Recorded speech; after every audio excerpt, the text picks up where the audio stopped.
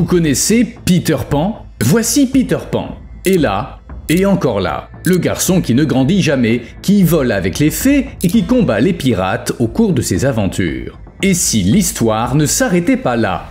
Et si Peter Pan était le résultat d'une étrange mutation génétique qui l'empêchait de vieillir? S'il n'avait pas besoin de poudre magique car il était un cannibale impitoyable, tuant et dévorant ses semblables.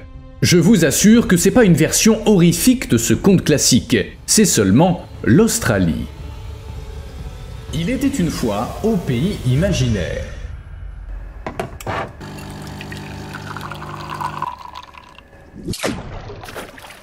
Voici un rappel discret de faire un petit quelque chose sous la vidéo au cas où vous oublieriez. Qu'est-ce qu'on obtient si on mélange un crapaud-buffle, l'Australie et des généticiens? Un tétard génétiquement modifié appelé Peter Pan. Bien sûr, avant ça, il y a eu des années d'observation et de recherche. Les chercheurs ont découvert que les tétards de crapaud-buffle n'ont pas un fort instinct familial quand il y a d'autres œufs de leur propre espèce dans la même mare. Ils captent leur odeur et ils voient leurs futurs frères et sœurs comme des rivaux. C'est logique, quand on est un tétard de crapaud-buffle et qu'une femelle débarque dans la mare et pond 20 000 œufs, ça fait 20 000 bouches affamées de plus. Quand ils pourront manger, ces tétards chercheront la même nourriture que vous. Devoir partager avec un frère ou une sœur peut déjà être agaçant. Imaginez qu'il y en ait 20 000. Bref, les tétards réagissent plus férocement que la moyenne. Ils gobent leurs rivaux avant même leur éclosion. On ne voit ça qu'en Australie. Après être arrivés, les crapaud-buffles se sont transformés en cannibales. Selon les chercheurs, 99% des œufs finissent dévorés dans les mares où des tétards sont déjà présents. Ces œufs n'ont presque aucune chance de survie avant que les tétards ne se métamorphosent et ne quittent les lieux. En d'autres termes, jusqu'à ce que leurs aînés grandissent et quittent la mare familiale. C'est là qu'intervient la génétique. Les chercheurs ont réussi à obtenir des tétards qui ne vieillissent pas, jamais. D'où la comparaison avec le garçon qui ne voulait pas vieillir, mais les Peter Pan australiens se sont avérés être des super cannibales. Ils dévorent 4 fois plus d'œufs qu'un tétard normal, et ce pendant des mois. En comparaison, un tétard ordinaire, même dans des conditions idéales, vit moins de 3 semaines. Un tétard Peter Pan jusqu'à 3 mois. Ça signifie que les Peter Pan lâchés dans une mare peuvent dévorer presque tous les œufs pondus là pendant la saison des amours. Tandis que les tétards normaux de crapaud-buffle se transforment en petits crapauds et quittent l'eau après 22 jours, les Peter Pan continuent à manger. Et à manger encore et encore. Enfin, incapables de se métamorphoser, ils meurent. Si les crapaud-buffles pouvaient faire des cauchemars, c'est de Peter Pan qu'ils rêveraient. À l'origine des Peter Pan, il y avait des expériences menées sur les œufs de crapaud-buffle. Les chercheurs leur ont injecté des produits chimiques et ils ont observé leur développement. Les tétards normaux, témoins, se sont transformés en petits crapauds. Mais les tétards nés des œufs traités sont restés des tétards. Ils ont grandi, ils ont développé de minuscules pattes arrière, mais c'est tout. Des mois plus tard, ils étaient toujours des tétards. Plus grands que la moyenne, mais tout de même plus petits que des adultes. L'étape suivante était de voir ce qu'ils mangeaient. Et là, tout s'est éclairé. Les Peter Pan se sont avérés être très voraces, mais difficiles, car ils préféraient les œufs de leur propre espèce. Parlons un peu de CRISPR. C'est cette technologie qui a permis aux chercheurs de modifier l'ADN en activant ou désactivant certains gènes sans changer leur séquence. Ainsi, ils ont pu bloquer la métamorphose. Mais pas seulement. D'abord, l'équipe a testé la méthode sur le gène responsable de la pigmentation de la peau. Et ça a marché. Ils ont obtenu des albinos, aussi bien des tétards que des crapauds adultes. Avant de continuer, je devrais vous en dire plus sur les crapaud-buffles.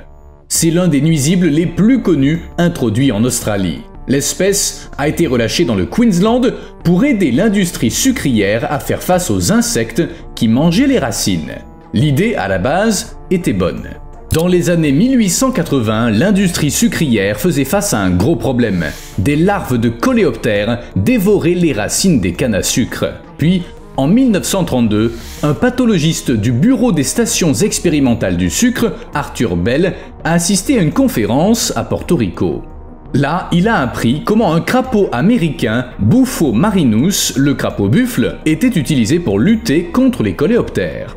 3 ans plus tard, en juin 1935, un entomologiste du bureau, Reginald Montgomery, est allé à Hawaï où des crapauds avaient été amenés de Porto Rico.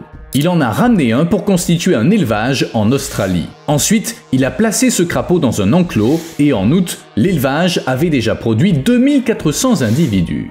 Tous ont été relâchés dans la région de Gordon Vale. Personne ne s'est inquiété de l'impact sur l'environnement. Qui plus est, le bureau n'a même pas vérifié si ces crapauds étaient des prédateurs des coléoptères locaux. Ils ne l'étaient pas. Ils se sont adaptés au pays, mais ils n'ont aucun effet sur les nuisibles, seulement sur le reste de l'écosystème, car ces crapauds n'avaient pas de prédateurs naturels. Il n'y avait personne pour les arrêter. Depuis son arrivée dans le Queensland en 1935, l'espèce s'est répandue dans tout l'État. Dans l'ouest, il s'est frayé un chemin à travers la partie nord du territoire du Nord, jusqu'à la région de Kimberley en Australie occidentale, et dans le sud, il a atteint la côte de la Nouvelle-Galles du Sud. Même maintenant, il continue à progresser vers l'ouest, au rythme de 40 à 60 km par an. En 1950, le crapaud buffle a été déclaré espèce problématique. Son poison est mortel pour beaucoup de prédateurs locaux, dont le nombre avait chuté depuis 1935. Il libère une toxine quand il est stressé et elle est assez puissante pour tuer lézards, serpents et crocodiles. En d'autres termes, tous ceux qui pensent qu'un crapaud buffle ferait un bon repas.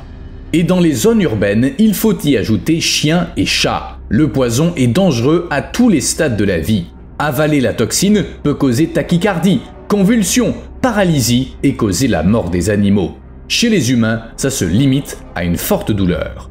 De plus, le crapaud buffle n'est pas difficile et il chasse les espèces locales.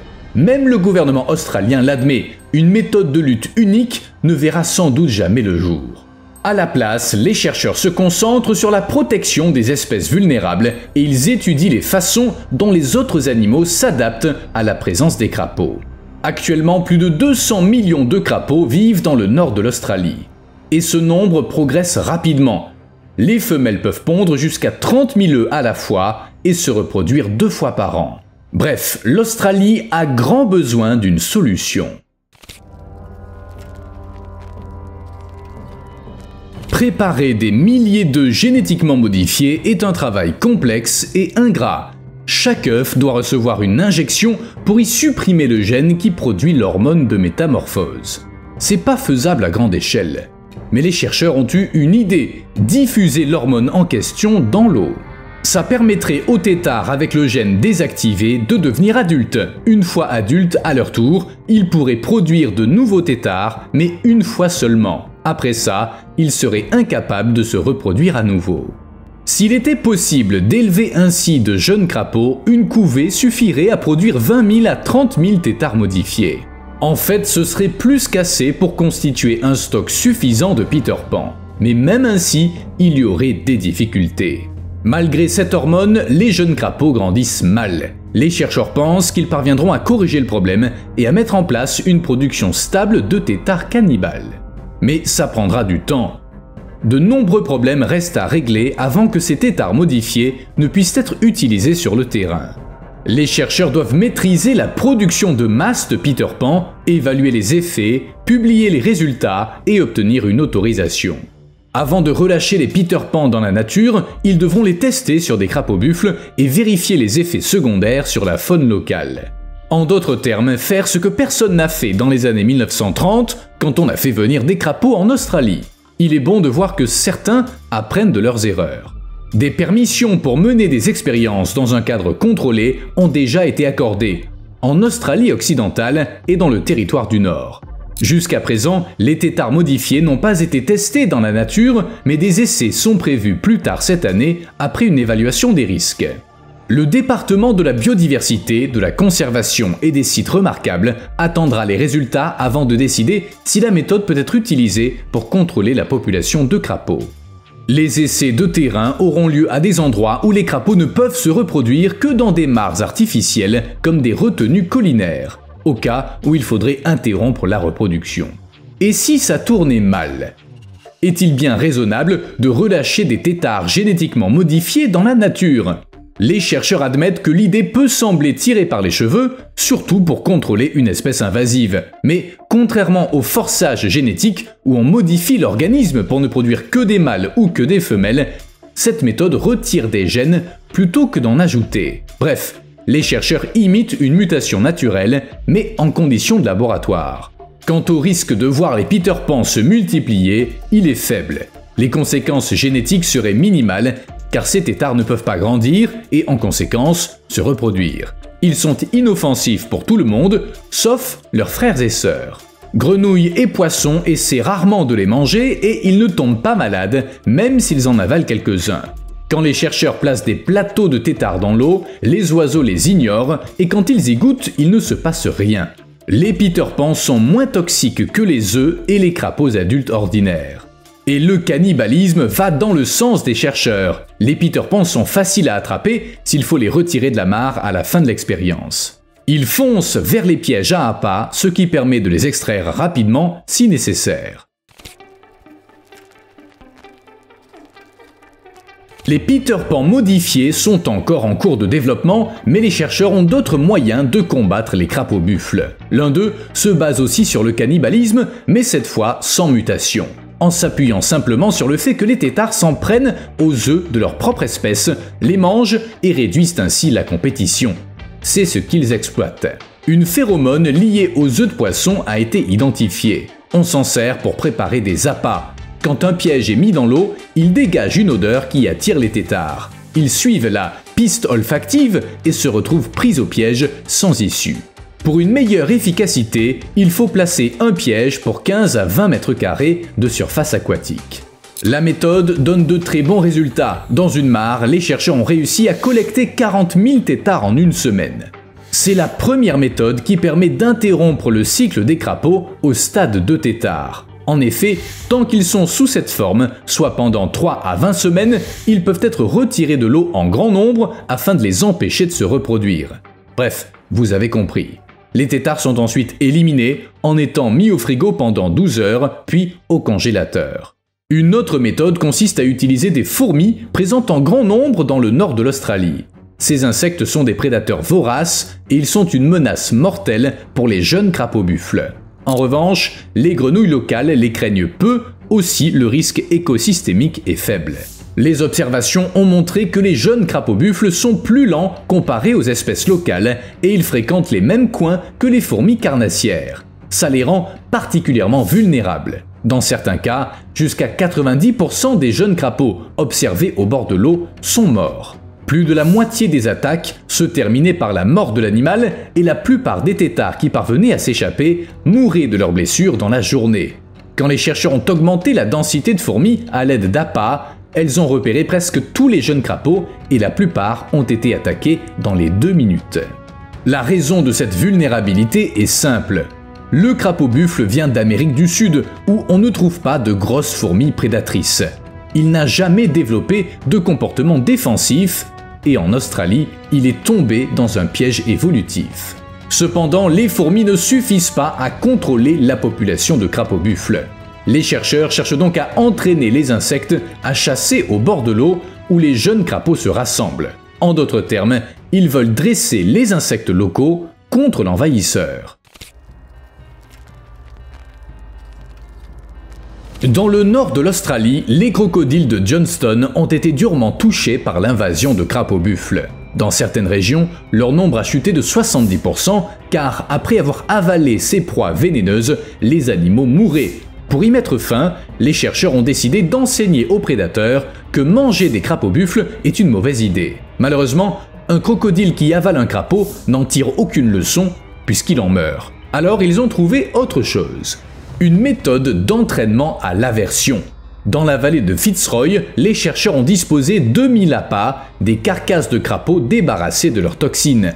À la place, les carcasses étaient remplies d'une substance provoquant la nausée. Les crocodiles, après y avoir goûté, ne mouraient pas, mais ils se sentaient bien malades. Ainsi, les animaux ont développé une forte aversion pour ces proies. Ça a été très rapide. La première nuit, les prédateurs ont goûté à la fois aux morceaux de poulet et aux crapauds.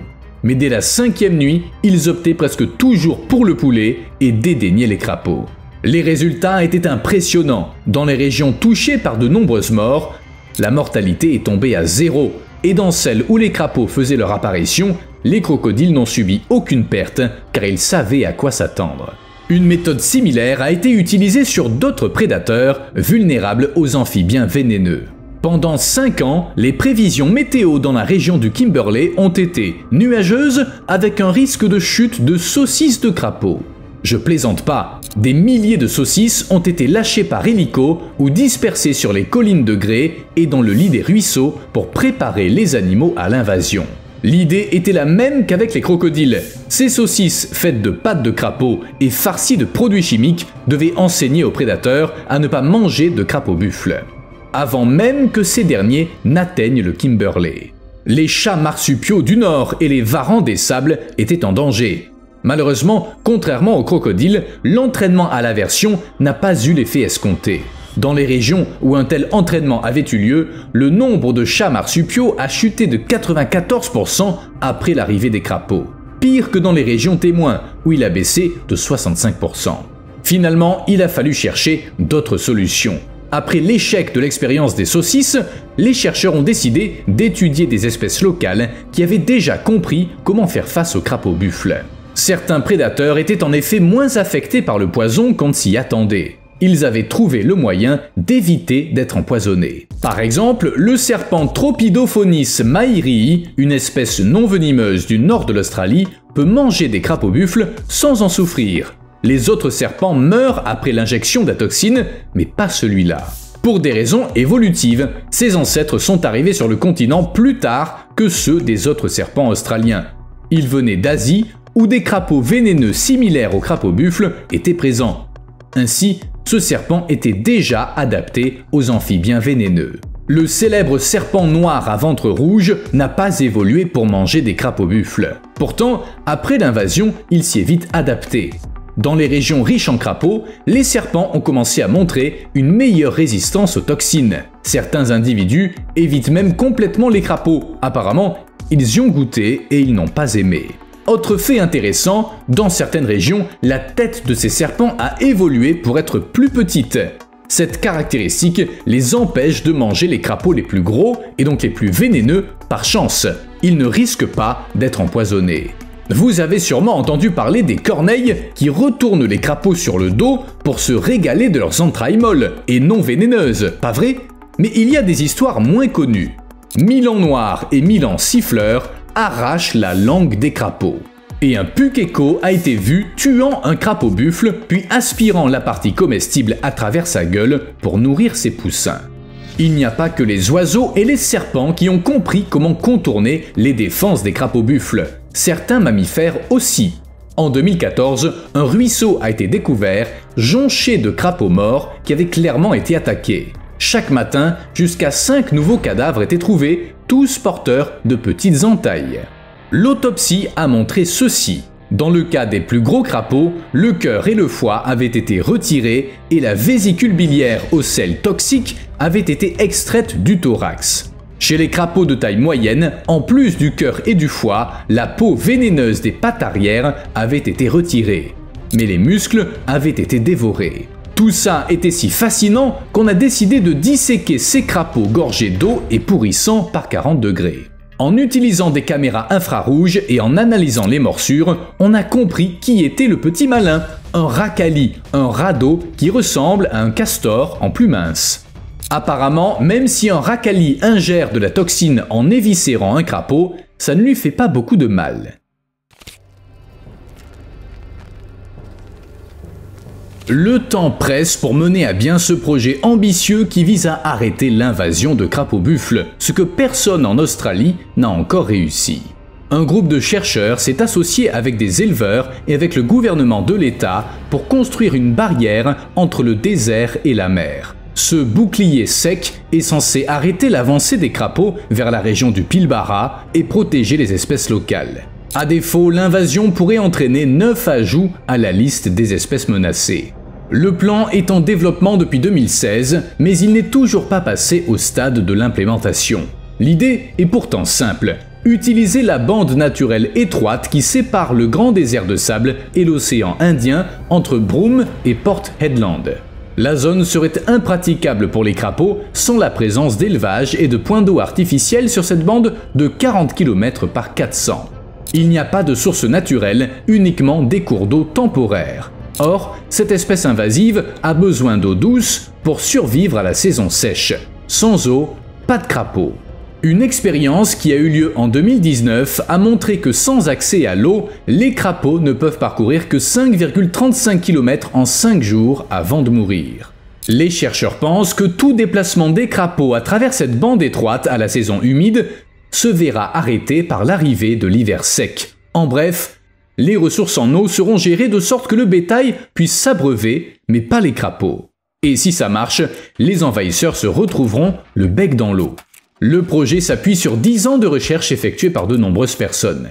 Aujourd'hui, on estime son coût à 15,5 millions d'euros, ce qui est peu, sachant que les crapauds menacent l'industrie australienne du minerai de fer, qui pèse 117 milliards d'euros. Elle rapporte un tiers des revenus de l'Australie occidentale.